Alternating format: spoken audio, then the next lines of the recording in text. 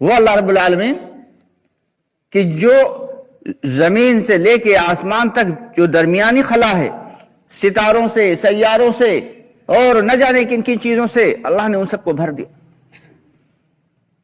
ہمیں تو یہ زمین جو ایک چھوٹا سا ایک قطع ہے یہ دنیا کا، کہتے ہیں نہیں دنیا ہم نے گھوم لی، یہ دنیا نہیں گھومی ابھی۔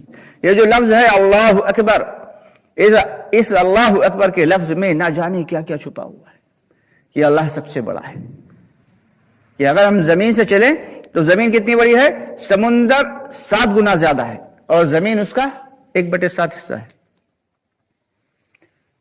اور اس دنیا یعنی زمین کو ہی گھوم لینا یہی ایک بہت بڑی بات ہے۔ زمین کے ہر قطعے، ہر ملک کو کوئی ابھی تک گھوم نہیں سکا۔ اور اس کے بعد پھر سمندر کو گھومنا، پورے سمندروں کو گھوم لینا، یہ بھی کوئی عام بات نہیں ہے۔ پھر تھوڑا سا اوپر چلیں کہ زمین کے مقابلے میں سورج کروڑوں گنا بڑا ہے۔ دوستو آگے بڑھنے سے پہلے ہمارے چینل کو سبسکرائب ضرور کر لیں اور ہماری ویڈیوز کو زیادہ سے زیادہ لوگوں تک شیئر کریں۔ بات نہیں ہے۔ پھر تھوڑا سا اوپر چلیں کہ زمین کے مقابلے میں سورج کروڑوں گنا بڑا ہے۔ اس سورج میں روشنی کو، اس حدت کو پیدا کرنے والا کون ہے؟ کہ سورج سے جو شعاعیں نکلتی ہیں، تو سائنسدانوں کا یہ کہنا ہے کہ جو شعلے نکلتے ہیں سورج سے، اگر اس ایک شعلے کو کسی طریقے سے، حالانکہ ابھی کوئی ایسا طریقہ ایجاد نہیں ہوا، کسی طریقے سے کسی ایک شعلے کو بھی قید کر لیا جائے کسی ٹرانسفارمر کے ذریعے، تو پوری دنیا 1,00,000 سال اس کی انرجی سے لائٹ یعنی بجلی کو استعمال کرتی رہے، پھر بھی اس کی انرجی ختم نہ ہو۔ تو اس شعلوں کو اور اس حدت کو پیدا کرنے والی ذات یقیناً اللہ ہے، اس کے علاوہ کوئی نہیں۔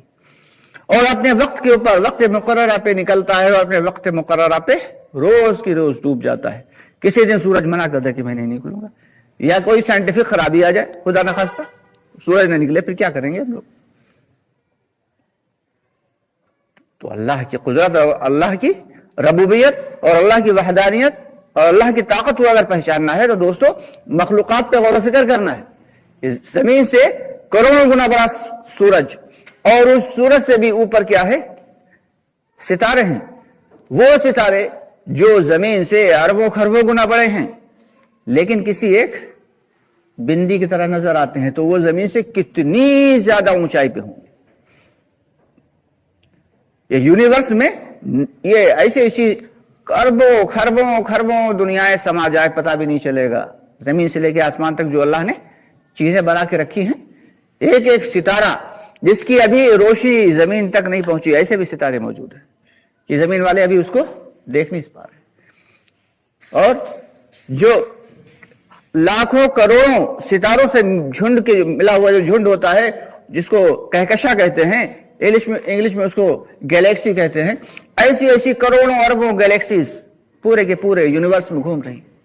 ان گیلیکسیز کو بنانے والا اور ان ستاروں کو بنانے والا، ان کو پیدا کرنے والا کون ہے؟ یقیناً اللہ کے سوا کوئی نہیں۔ ان ستاروں میں روشنی ڈالنے والا، اور پھر جب ستارے پھٹ جاتے ہیں اپنی ایک عمر مقررہ کے بعد، کوئی ستارہ جب پھٹ جاتا ہے تو وہ بلیک ہول میں تبدیل ہو جاتا ہے، اور بلیک ہولز جس کی کوئی انتہا نہیں کہ انسان اس کے اندر چلتا چلا جائے، ہزاروں برس چلتا رہے پھر بھی وہ ختم نہ ہو۔ تو ان ساری کی ساری چیزوں کو پیدا کرنے والا اللہ ہے، اسی لیے کہتے ہیں اللہ اکبر۔ اور پھر ان ستاروں سے آگے جہاں اور بھی ہیں۔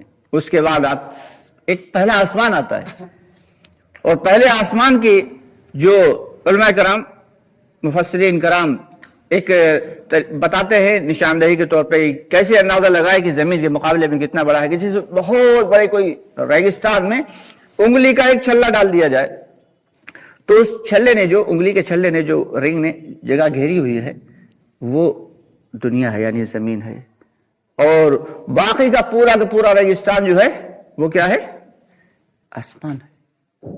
یہ پہلا آسمان ہے، اور پہلے آسمان کے مقابلے میں دوسرا آسمان کتنا بڑا ہے؟ جیسے زمین کے مقابلے میں پہلا آسمان بڑا ہے، ایسے ہی پہلے آسمان کے مقابلے میں دوسرا آسمان، پھر بتدریج دوسرا کے بعد تیسرا اس کے مقابلے میں ایسے بڑا، پھر چوتھا اس کے مقابلے میں ایسے بڑا، پھر پانچواں اس کے، پھر ساتواں اس سے بھی زیادہ بڑا۔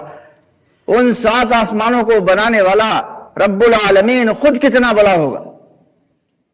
اس 7 آسمانوں کے اوپر اللہ رب العالمین کا عرش ہے، اور اللہ رب العالمین اپنی کرسی پہ جلوہ افروز ہے۔ تو اس عرش جو ہے وہ دنیا کی سب سے بڑی مخلوق ہے، یعنی 7ویں آسمان سے بھی کہیں زیادہ بڑا۔ جب اللہ تعالیٰ نے عرش کو پیدا کیا تو عرش کو تھوڑا سا یہ ہوا کہ دنیا کی سب سے بڑی اور سب سے خوبصورت مخلوق میں ہی ہوں، اپنے اندر تھوڑا سا گھمنڈ پیدا ہوا۔ اللہ رب العالمین نے ایک سانپ پیدا کر دیا جو پورے کے پورے عرش کو لپٹ گیا، پورے کے پورے عرش کو لپٹ گیا، اور اس سے بھی زیادہ لمبا تھا وہ سانپ، عرش سے بھی زیادہ لمبا۔ اور اس عرش کے گرد جو لپٹا ہوا سانپ تھا، اس سانپ کے 70,000 بازو تھے، اور ہر بازو میں 70,000 منہ تھے، اور ہر منہ میں 70,000 زبانیں تھیں، اور وہ ایک ہی سانس میں کروڑوں اربوں مرتبہ سبحان اللہ الحمدللہ کہہ رہا تھا۔ اسے دیکھ کے عرش جو ہے وہ فوراً گھبرا گیا، اس نے توبہ کی کہ یا رب العالمین مجھ سے غلطی ہوئی کہ میں نے اپنے آپ کو سب سے بڑی مخلوق سمجھ کے تھوڑا سا گھمنڈ کیا، لیکن آپ نے دکھا دیا کہ مجھ سے بھی مخلوق بڑی جو ہے آپ پیدا فرما سکتے ہیں۔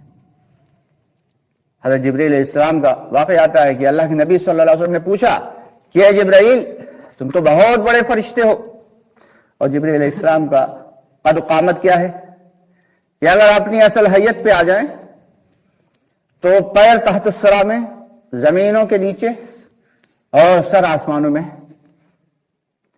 اور ایک لمحہ لگتا ہے کہ وہ آسمانوں سے زمین پہ آ جاتے ہیں، یہ قد و قامت۔ تو اللہ کے نبی صلی اللہ علیہ وسلم نے پوچھا اے جبرائیل تم تو بہت بڑے فرشتے ہو، کیا تم سے بھی بڑا کوئی فرشتہ اللہ تعالیٰ نے پیدا فرمایا؟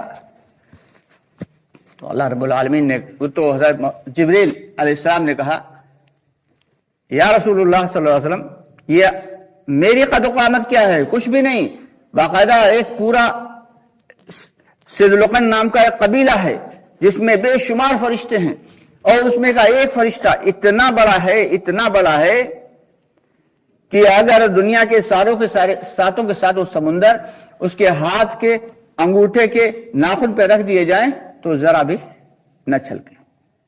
وہ ایسے پورے کے پورا قبیلہ بنا رکھا اللہ تعالیٰ نے فرشتوں کا۔ تو ان فرشتوں کو بنانے والی ذات خود کتنی اعلیٰ اور کیسی عرفہ اور کتنی زیادہ بلند و بالا ہو، اس کو ہم غور نہیں کر سکتے۔ یعنی